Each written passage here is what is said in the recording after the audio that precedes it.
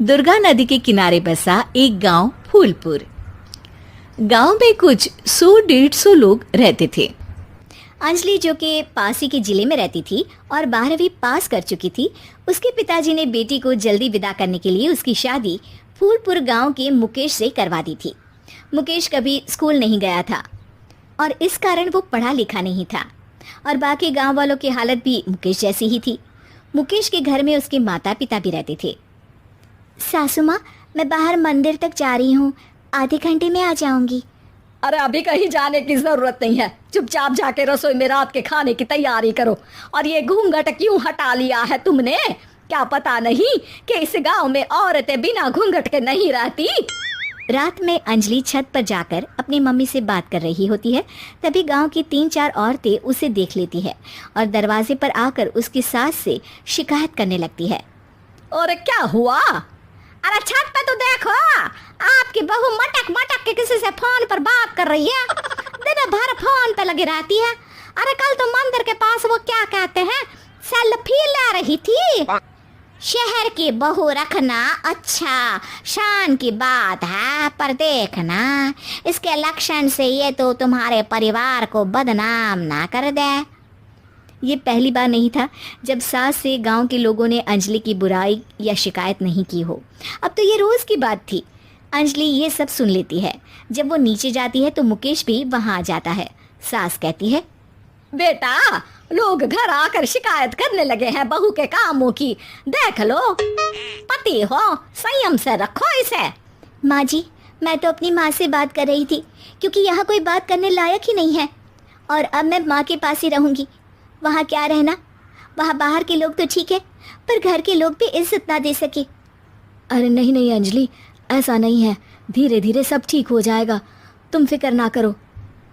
अरे बस कुछ बोलना ही नहीं है, सर पे चढ़ा रखा है बहू को। सास मुकेश की नरम बात सुन के वहाँ से मुंह चढ़ाकर चली जाती है। मैं तो कहती हूँ हम दोनों शहर चले जाते हैं। मैं पढ़ी लिखी हूँ, मुझे वहाँ नौकरी भी मिल जाएगी और थोड़े दिनों में आप भी वहाँ कुछ काम ढूंढ लेना। अरे नहीं नहीं अंजलि, हम यहाँ ना गांव का खेत, माँ पिताजी को छोड़कर शहर नहीं जा सकते। माँ पिताजी को कैसा लगेगा और गांव वाले क्या सोचेंगे? ये कहकर मुकेश सोने चला जाता है और अंजलि की गांव वालों द्वारा बुराई का सिलसिला बहुत दिनों तक चलता ही रहता है। लेकिन अंजलि गुस्सा ना दिखाते हुए समझदारी से काम लेती है। बारिश का मौसम चालू हो जाता है। जोरदार बारिश से पूरे गांव में हाहाकार मच जाता है। दुर्गा नदी में बाढ़ आ जाती है और बाढ़ का पानी पूरे गांव की फसल तबाह कर देता है।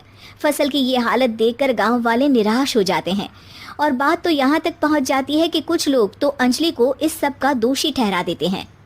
अरे पूरी फसल तबाह हो गई, पता नहीं किसकी नजर लग गई है। अरे जब से चौधरी परिवार में ये शहर की बहू आई है ना, तब से ही गांव की शांति चली गई है। इसके कर्म कांड से माँ दुर्गा नदी भी खुश नहीं है। ये सब सुनकर बेचारी अंजलि रोते हुए अपने घर चली जाती है। कुछ दिन बाद सभी गांव वाले अपनी फसल का मुआवजा लेकर अपने अपने घर आते हैं। मुकेश भी 1500 लेकर आता है। अंजलि को जब पासबुक दिखाता है तो अंजलि हैरान हो जाती है। अरे, ये पासबुक में तो उन्होंने 4000 की एंट्री करी है और आपको सिर्फ 1500 दिए। सच में? अरे वो सरकारी अफसर आपको बेवकूफ़ बना रहे हैं। सरकार की तरफ से हमें 4000 मिले हैं, लेकिन बाकी का सारा पैसा खुद ही खा रहे हैं। आप लोग के अनपढ़ होने का फ़ायदा उठा रहे हैं। ये सब सुनकर मुकेश परेशान हो जाता है, लेकिन अंजलि उसे हिम्मत से काम लेने को कहती है और सुबह होते ही मुकेश को पंचायत कार्यालय ले जाती है और साथ में गांव के और लोगों को भी। आप सरकारी बाबू क्या गांव के लोगों को बेवकूफ़ समझते हैं? आपको क्या लगता है ये पढ़े लिखे नहीं है तो आप कुछ भी मनमानी करेंगे? ये बेचारे दिन रात इतनी मेहनत करते हैं, ये हमारे अन्नदाता हैं और आप इनके साथ ऐसा धोखा करते हैं। अरे क्या बके जा रही है ये लड़की, किस धोखे की बात कर रही है? अपने कांड करके नदी माँ को नाराज करके हमारा नुकसान करके इसे चैन नहीं मिला क्या? सरपंच जी, इन सरकारी बाबू ने मुझे बेवकूफ़ बनाया है और मेरे हिस्से के पैसे खुद चट कर गए। बस ये सुनते ही सरपंच वहाँ से दुम दबाकर भाग जाता है। पता चलता है कि जनपद अधिकारियों ने गांव के सरपंच के साथ मिलकर सबके साथ धोखा किया है। सब लोगों का विरोध शुरू हो जाता है और आखिर में अधिकारी सब गांव वालों के हिस्सों के बचे हुए पैसे उन्हें लौटा देते हैं और कई दिन तक सरपंच गांव में लौटता ही नहीं। अंजलि, तुम नहीं होती तो हम गांव वालों को तो पता ही नहीं चलता कि ये हमें हर बार बेवकूफ़ बनाते हैं। हाँ हाँ अंजलि बेटी, हमें माफ कर दो। हम सब तुम्हें बुरा भला कहते रहे, लेकिन तुमने ही आज हमें बेवकूफ़ बनाने से बचाया है। हमें तुम पर गर्व है बेटी। अब समझ आया कि सरपंच तुमसे नहीं, तुम्हारे पढ़े लिखे होने से नफरत करता था। क्यों ना इस बार हम अंजलि को ही सरपंच पद के लिए चुन ले। क्या कहते हो गांव वालों? पढ़ी लिखी सरपंच। बस पूरा गांव अंजलि के लिए ताली बजाता है और अंजलि की सास उसे खुशी से गले लगा लेती है।